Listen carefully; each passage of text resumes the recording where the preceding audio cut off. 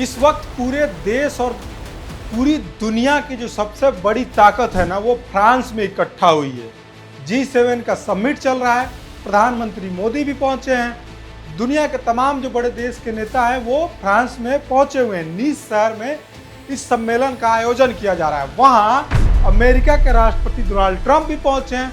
वहां उनकी हो गई है भयंकर बेइज्जती। बेइज्जती कैसे, हम सब आपको विस्तार से बताएंगे।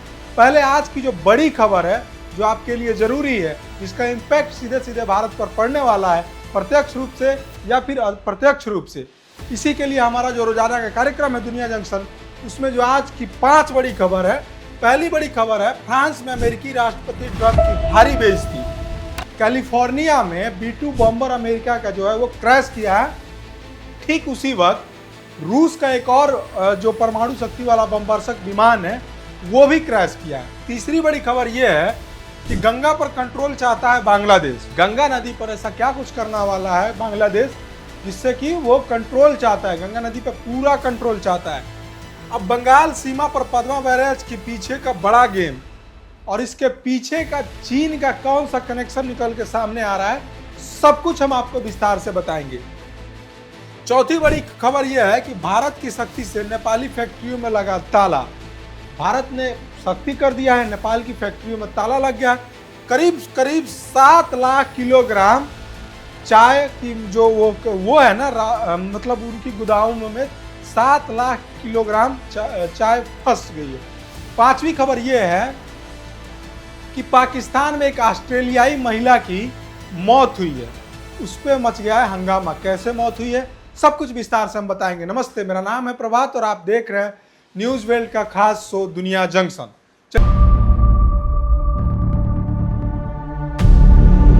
चलिए पहली बड़ी खबर पर नजर डाल लेते हैं।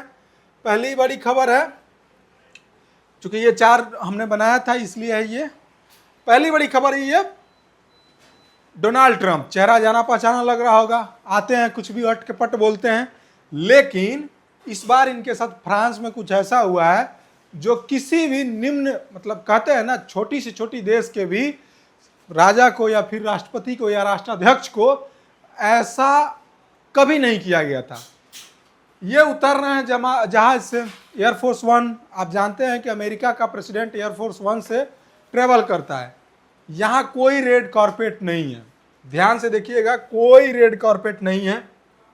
ठीक, जबकि होता यह है कि कोई भी बड़ा देश या फिर कोई भी छोटा देश का राष्ट्राध्यक्ष जब आता है तो उसके लिए रेड कारपेट बिछाया जाता है। बाकायदा उसके लिए तमाम जो प्रोटोकॉल है उसको फॉलो किया जाता है। यहाँ फ्रांस ने क्या किया, अपने देश से किसी छोटे से अधिकारी को भेज दिया है वेलकम करने के लिए।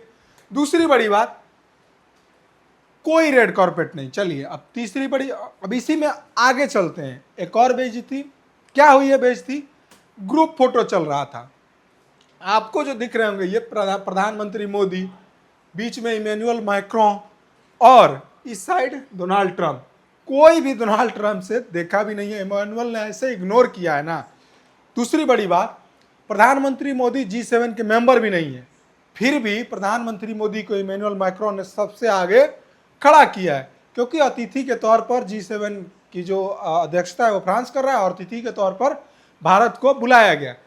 अब आप सोच रहे होंगे, पहले चलते हैं थोड़ा, ये इनके साथ ऐसा क्यों हुआ है, ट्रंप के साथ फ्रांस में ऐसा क्यों हुआ है, थोड़ा सा पीछे लेके चलते हैं। मैक्रो गए थे अमेरिका के दौरे पे, ट्रंप का काफिला गुजर रहा था। आपको पता है मैक्रो के साथ क्या हुआ था, मैक्रो की काफिला को रोक दिया गया था, मतलब एक आम आदमी की तरह उनके साथ ट्रीट किया गया था। कई सारी मीटिंग्स वैसे गुफ्तगू होती है डोनाल्ड ट्रंप को लेकर, चूंकि वो जिस देश का नेतृत्व कर रहे हैं ना, उसका सिस्टम, उसका जो डीप स्टेट है ना, पूरी दुनिया में अपना पकड़ रखता है। अब लोग ट्रंप की इज्जत नहीं करते, उस डीप स्टेट की इज्जत करते हैं। ठीक, अब मुझे लगता है ऐसा मैक्रो ने उस बात की बदला निकाल लिया। खैर, अभी कुछ दिन पहले आइसलैंड के मुद्दे पे फ्रांस के साथ गहमागहमी हो गई थी, सॉरी ग्रीनलैंड के मुद्दे पे फ्रांस के साथ गहमागहमी हो गई थी अमेरिका की। अभी 2-4-5 दिन पहले हमने न्यूज़ बताया था आपको कि कैसे अमेरिकी राष्ट्रपति ने नाटो से अपनी सेना को वापस बुलाने का फैसला किया। खैर, आते हैं आगे। अब एक और तस्वीर निकल के सामने आ रही है। प्रधानमंत्री मोदी डोनाल्ड ट्रंप के साथ आज मुलाकात की है, चूंकि राउंड टेबल मीटिंग थी सभी देशों के राष्ट्राध्यक्षों की, वहां ट्रंप से आमना सामना हुआ, दोनों ने फॉर्मली हाय हेलो किया। स्पेशल जो बैठक होगी, जो विशेष बातचीत जो होगी, वो होनी है कल इन दोनों देशों के बीच, दोनों नेताओं के बीच बैठ के कुछ मुद्दों पे बातचीत होगी। अब आते हैं डोजियर 1। दो देश, दो बड़े महाशक्ति, इस दुनिया के दो बड़े ध्रुव हैं, एक है अमेरिका, दूसरा है रसिया। अब दोनों देश के जो दोनों शीर्ष बॉम्बर हैं, दोनों परमाणु बॉम्बर हैं, एक साथ क्रैश किए हैं अपने अपने देश में। क्या यह इत्तेफाक है या फिर इसके पीछे की कोई बड़ी जो मतलब ये घटना है जिसको कोई हाइड आउट किया जा रहा है, या फिर क्या है? चलिए विस्तार से जान लेते हैं। अमेरिका का B-52 बम्बर और रूस का Tu-22M3 दोनों ही परमाणु हमला करने में सक्षम रणनीतिक बम्बर हैं। शीत युद्ध के दौरान दोनों एक दूसरे के सबसे बड़े दुश्मन थे। एक ही दिन में हजारों किलोमीटर दूर दोनों महाशक्तियों के इन विमानों का क्रैश होना सैन्य उड़ान इतिहास की एक अभूतपूर्व घटना है। आज 15 जून है, इसका ये ग्राफिक्स बना। अब चलिए इन दोनों की तुलना कर लेते हैं, क्या है दोनों की ताकत। आइए, यूएस एयरफोर्स B-52 बम्बर को क्या कहता है? स्ट्रेटोफोर्ट्रेस। रशियन एयरफोर्स क्या कहता है? बैकफायर। क्षमता क्या है? यह लंबी दूरी का सबसोनिक बॉम्बर है। सबसोनिक, सुपरसोनिक, फिर अल्ट्रासोनिक, फिर हाइपरसोनिक, ठीक, इन 3-4 कैटेगरियों में बांटा जाता है। ये स्पीड तय करता है, जैसे जैसे ध्वनि की जो रफ्तार होती है ना, इस हिसाब से जो चीजें ट्रेवल करती है, सोनिक साउंड है। अब देखिए क्या ये 31,750 किलोग्राम का बम लेकर एक बार में उड़ सकता है। यानी 31,000 किलोग्राम की कोई चीज है वो एक साथ ये लेकर उड़ सकता है, इसकी क्षमता है।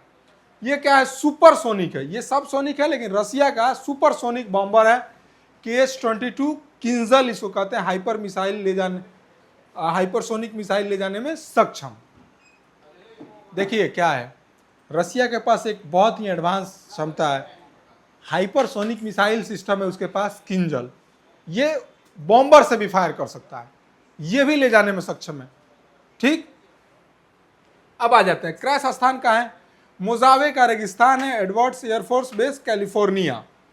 ये कहाँ क्रैश किया है? साइबेरिया का इरकुत्स्क इलाका, अंगारा नदी के पास, ठीक। कारण और परिणाम, टेकअप के तुरंत बाद कंट्रोल सिस्टम इंजन फेल, सभी 8 क्रू सदस्यों की मौत हो गई। जो B-2 बॉम्बर है ना, B-52, इसमें सभी 8 जो मेंबर थे क्रू के, वो सभी मारे गए। ये क्या कह रहा है? ट्रेनिंग फ्लाइट्स के दौरान क्रैश, क्रू सुरक्षित इजेक्ट करने में सफल। रसिया यहाँ इजेक्ट करने में सफल हो गया है, इसके जो क्रू है वो बच गए हैं। अब देखिए क्या है दूसरी बड़ी खबर, जल रणनीति। पद्मा बैराज बनाम फरक्का बैराज, विवाद का मूल क्या है? अब आप एक चीज नोटिस कर रहे होंगे, मैप थोड़ा सा हम आपको समझा देते हैं मैप के माध्यम से, ठीक। आइए आपको थोड़ा मैप के माध्यम से हम समझा देते हैं। ये जो आपको दिख रहा होगा ना, ये है बांग्लादेश, ठीक। ये है बांग्लादेश, ठीक। ये हो गया बांग्लादेश, ये हो गया असम का वो इलाका। ये जो नदी आ रही है ना, ये है ब्रह्मपुत्र नदी, ठीक। इस साइड से जो नदी आ रही है ना, ये है गंगा नदी। गंगा नदी को ही बांग्लादेश में पद्मा कहा जाता है, इसका उपनाम है पद्मा, ठीक। अब यहां पे ये प्रस्तावित है पद्मा बैराज, ये यहां पे पद्मा बैराज बनाना चाहता है। यहां से जो ब्रह्मपुत्र आती है ना, ये दोनों यहां ज्वाइंट करती है, और फिर यहां से आकर ये बंगाल की खाड़ी में ये दोनों नदियां मिल जाती हैं, ठीक। अब आते हैं क्या, ये अपना पश्चिम बंगाल का इलाका है। विवाद का मूल क्या है? बांग्लादेश का आरोप है कि फरक्का बैराज के कारण सूखे के मौसम में पानी की किल्लत होती है, जिससे सुंदरबन का इकोलॉजी बिगड़ रहा है। नया प्रस्ताव क्या है? तारिक रहमान सरकार द्वारा 2.1 किलोमीटर लंबे पद्मा बैराज के निर्माण की घोषणा की गई है। क्षमता है इसकी 2,900 मिलियन क्यूसेक, लागत है इसकी 39,170 करोड़ की लागत से बनेगा। कूटनीतिक टाइमिंग क्या है इसकी? 1996 की गंगा जल संधि दिसंबर 2026 में समाप्त हो रही है। नई संधि से पहले यह जल दबाव की रणनीति है। भारत और बांग्लादेश के बीच में 1996 में गंगा जल संधि हुई थी, ठीक। अब आते हैं थोड़ा और मैप के माध्यम से इसको समझते हैं। मैप के माध्यम से समझने से पहले हम ये जान लेते हैं कि चीन की, चूंकि हमने इंट्रो में बताया था आपको कि चीन की इसमें कौन सी कूटनीति काम आ रही है। अब इसको समझने के लिए ऐसे देखिए, ये है ब्रह्मपुत्र, ये बीजिंग कंट्रोल कर रहा है, ये मेकांग है उसकी, ब्रह्मपुत्र को मेकांग कहते हैं, चाइना तिब्बत के रास्ते से जो निकल के आता है। ये पद्मा बैराज ढका है, और इससे खतरा किसको है? अपने सिलीगुड़ी कॉरिडोर को। कैसे? सब समझा रहे हैं आपको। आर्थिक निर्भरता, बांग्लादेश के पास 3170 करोड़ का फंड नहीं है, विशेषज्ञ मानते हैं कि चीन इस प्रोजेक्ट को फाइनेंस करेगा। रणनीतिक खतरा, भारत के बेहद संवेदनशील सिलीगुड़ी कॉरिडोर के इतने करीब चीनी इंफ्रास्ट्रक्चर की मौजूदगी एक बड़ा सुरक्षा जोखिम है। मात्र 22 किलोमीटर चौड़ी पट्टी है हमारे पास, जिसको सिलीगुड़ी कॉरिडोर कहते हैं। वो अगर कट जाए ना, आपको ध्यान होगा जो शर्जील इमाम जेल में बंद है इसी कारण बंद है।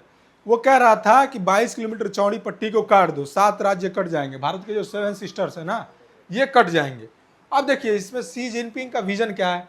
मेकांग नदी के बाद अब ब्रह्मपुत्र और पद्मा के जरिए चीन पूरे दक्षिण एशिया के जल संसाधनों पर नियंत्रण चाहता है। आपको ध्यान होगा ब्रह्मपुत्र पर अरुणाचल प्रदेश से पहले जो तिब्बत का जो इलाका है जिसपे चीन का कंट्रोल है, उस पे चाइना बड़े बड़े डैम बना रहा है। वो ट्रायल करता है कि जरूरत पड़े तो हम पानी को अपने हिसाब से रोकेंगे। कहता है कि हम बिजली बनाने के लिए ये सब कर रहे हैं, लेकिन उसके पीछे का एक रणनीतिक उद्देश्य भी होता है। जरूरत पड़ने पर अचानक पानी की सप्लाई को खोल दीजिए, अनवांटेड पानी आ जाएगा, फ्लो बढ़ जाएगी पानी की, आधा असम ऐसे ही डूबा रहता है, फिर से बाढ़ग्रस्त हो जाएगा। इसका रणनीतिक महत्व बहुत ज्यादा है। अब आइए थोड़ा मैप के माध्यम से समझ लेते हैं। मैप के माध्यम से हम समझते हैं कि इसकी क्या है महत्व। हमने आपको बताया था कि मात्र 22 किलोमीटर चौड़ी पट्टी है। कौन सी पट्टी है? अब ऐसे समझिए, ये है भारत का इलाका, ये है भारत का इलाका, यहां से बांग्लादेश शुरू हो जा रहा है, ये बांग्लादेश, ये जो है ना नेपाल, ये जो है ना सिलीगुड़ी की कॉरिडोर है, सिलीगुड़ी कॉरिडोर, ठीक। ये है ब्रह्मपुत्र नदी, यहां से ये निकलता है ब्रह्मपुत्र, इधर से मेकांग आती है, ये देखिए यहां से डाइवर्ट होता है ब्रह्मपुत्र दो पार्ट में, एक तो इधर निकल जाता है ऐसे म्यांमार की तरफ, एक जो है ना डाइवर्ट होकर यहां से ऐसे आता है भारत होते हुए गंगा सागर में मिलता है नीचे बंगाल की खाड़ी में। अब देखिए क्या है ना, यहाँ ऑलरेडी बहुत सारे प्रोजेक्ट चाइना बना चुका है, जरूरत पड़ने पे भारत का जो ये इलाका है इसको डिस्टर्ब करते रहता है यहाँ पे, ठीक। अब नया जो प्रोजेक्ट है ना यहाँ बन रहा है, अब इससे क्या होगा समझ रहे हैं ना, इधर पानी का फ्लो बढ़ जाएगा, सिलीगुड़ी कॉरिडोर खतरे में आ जाएगा, तमाम चीजें हैं, ठीक। अब आइए आगे चलते हैं। तीसरा क्या है, हिमालयी व्यापार संकट, नेपाल की चाय पर सख्त जांच का पहरा। भारत ने एक नया नियम लाया है, टी बोर्ड ऑफ इंडिया ने मिलावटखोरी रोकने के लिए 1 मई से नया स्टैंडर्ड ऑपरेटिंग प्रोसीजर एसओपी लागू किया है। इससे क्या हुआ है ना, नेपाल से आने वाली हर खेप की अनिवार्य क्वालिटी टेस्टिंग हो रही है। नेपाल की निर्भरता क्या है, नेपाल हर साल 70 लाख किलोग्राम ऑर्थोडॉक्स चाय निर्यात करता है, जिसका 90% सीधा भारतीय बाजार में जाता है। नेपाल पूरी मतलब नेपाल का जो 70 लाख किलोग्राम ऑर्थोडॉक्स चाय जो है ना, इसका 90% खरीदार कौन है? भारत है। अब तो आप सोच रहे होंगे कि ऐसा क्यों कर दिया भारत, भारत तो नेपाल से बड़ा रोटी और बेटी का रिश्ता है। तो 2-4 दिन पहले जाइए, दुनिया जंक्शन खोलिए न्यूज वर्ल्ड पे, हमने बताया था कि नेपाल भारत की आम की जो खरीद है ना उस पर रोक लगा दिया है, उससे पहले जापान लगाया था। तो देखिए व्यापार हमेशा वन वे नहीं होता है, 2 वे होता है, एक हाथ से दीजिए एक हाथ से लीजिए, ठीक है। अगली बड़ी खबर पे आते हैं, नीतियां और प्रभाव कैसे रुका एक पूरा उद्योग। अब देखिए जांच में देरी, लैब टेस्टिंग के नतीजे आने में 2 हफ्ते से ज़्यादा समय लग रहा है। अब भारत जो नया नियम बनाया है इसमें 2 हफ्ते से ज़्यादा का समय लग रहा है लैब टेस्टिंग होने में। गोदाम फूल, 3 लाख किलो चाय भारतीय बाजार में फंसी और 7 लाख किलो प्रोसेस नेपाली चाय फैक्ट्रियों के गोदामों में सड़ रही है, ठीक। तीसरी खबर क्या है, भुगतान संकट, चाय ना बिकने के कारण फैक्ट्रियों के पास किसानों को हरीपतियों के लिए भारी भुगतान करने के लिए पैसे नहीं है। चौथी बड़ी खबर, तालाबंदी, इलाम जिले में 53 और झापा में 33 फैक्ट्रियों ने उत्पादन बंद कर दिया है। 20,000 मजदूरों की आजीविका खतरे में है। ये बड़ा मुद्दा है, क्योंकि नेपाल हमारा मित्रवत देश है और जब वो बार बार चाइना से इन्फ्लुएंस हो रहा है तो जाहिर सी बात है कोई भी देश ऐसी कदम उठाएगी। लेकिन भारत सरकार उम्मीद है इस पर जल्दी कदम उठाएगी, क्योंकि नेपाल में काम करने वाले लोग भी कुछ हद तक भारतीय हैं। मधेसी जो है वो अधिकतर तो बिहारी ही हैं, बिहार, यूपी और अन्य इलाकों से बटे हुए जो भी सीमावर्ती इलाका है वहाँ से गए हुए हैं। ठीक। चौथी खबर क्या है? कूटनीतिक संकट, गलत पहचान और दुखद मौत। 9 साल की एक ऑस्ट्रेलियाई बच्ची है हानिया अहमद, पर्थ की निवासी। अब उसकी वो पूरा परिवार आया था पाकिस्तान घूमने, वहाँ पे हुआ है लुटाई थी। चूँकि पाकिस्तान भूखा नंगा भिखमंगा देश है, कोई भी आएगा छीन झपट करेगा ही। अब हुआ यह है कि परिवार मक्का की धार्मिक यात्रा के बाद पाकिस्तान में रिश्तेदारों से मिलने आया था, जहाँ पंजाब पुलिस की अंधाधुंध फायरिंग में बच्ची की जान चली गई। व्यवस्था की विफलता यह केवल अपराध नहीं है, बल्कि पुलिस की कार्यप्रणाली, मानवाधिकार और विदेशी नागरिकों की सुरक्षा पर एक अंतर्राष्ट्रीय प्रश्न चिन्ह है। चकवाल है पंजाब का एक जिला है चकवाल, पाकिस्तान कंट्रोल पंजाब, क्योंकि पंजाब 2 पार्टों में बटा था, एक पाकिस्तान चला गया, एक इंडिया में रहा। यहाँ की ये पूरी घटना है। घटनाक्रम और अंतर्राष्ट्रीय आक्रोश। परिवार किराए की कार से मोटरसाइकिल सवार बदमाशों ने गहने लूटे, पुलिस की नजर भागे लुटेरों पड़ी, लेकिन लुटेरे फरार हो गए। भयानक चुप। पुलिस ने पीड़ित परिवार की कार को ही डकैत की गाड़ी समझकर अंधाधुंध गोलियां बरसा दी। पिता ने पुलिस की इस दावे को नकारा है कि पहली गोली डकैतों ने चलाई। अब देखिए क्या हुआ है, छीनताई तो हुई, बेचारा अपना धन भी गंवाए और जान भी गंवाए। अब पुलिस क्या है, चूंकि पाकिस्तान तो पाकिस्तान है, धोती वो क्या कहते हैं सलवार कमीज पहनने वाली पुलिस है वहाँ की, तो डकैतों पर फायरिंग ना करके जो विक्टिम है, जो बेचारा लूट का पीड़ित है, उसी पर हमला कर दिया, अंधाधुंध फायरिंग कर दी, वहाँ लोगों की मौत हो गई। पाकिस्तान का एक्शन क्या? आरोपी पुलिस अधिकारी गिरफ्तार, हत्या का मुकदमा दर्ज, जांच के लिए JIT ज्वाइंट इन्वेस्टिगेशन टीम का गठन हो गया है। ऑस्ट्रेलिया इस पर सख्त रुख अपनाया है। ऑस्ट्रेलियाई प्रधानमंत्री एंथनी एल्बनीज ने पारदर्शी जांच की कड़ी मांग की। ऑस्ट्रेलियाई विदेश मंत्री द्वारा काउंसलर हस्तक्षेप की भी डिमांड की गई है। तो आपको यह पूरी खबर कैसी लगी हमें कमेंट करके जरूर बताइएगा। नमस्ते, मेरा नाम था प्रभात और आप देख रहे थे दुनिया जंक्शन।